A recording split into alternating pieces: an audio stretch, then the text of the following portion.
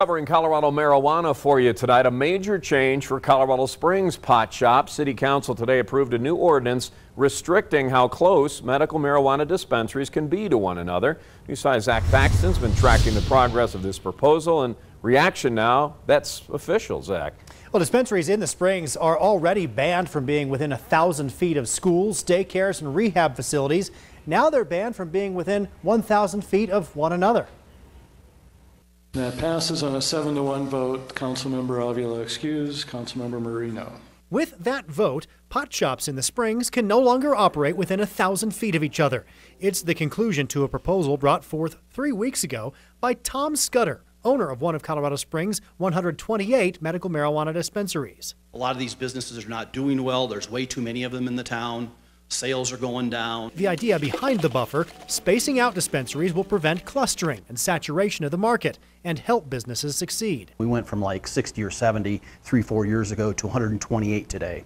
And so that provides even more of a challenge for somebody who is on a certain corner. This map shows all the dispensaries across the city. In Old Colorado City and East Platte Avenue, for example, many already overlap within the new 1,000-foot buffer.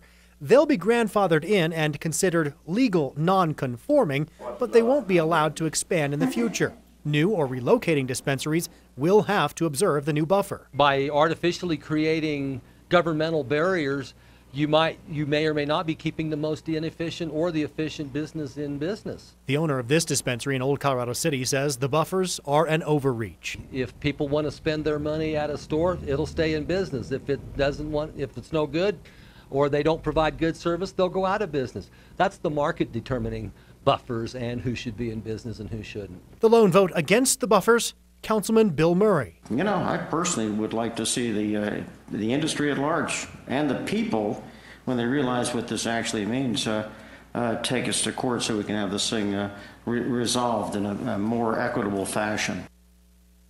As we have reported, Pueblo County recently reduced the size of its buffers to try to actually encourage dispensary clustering to make it more convenient for patients and customers.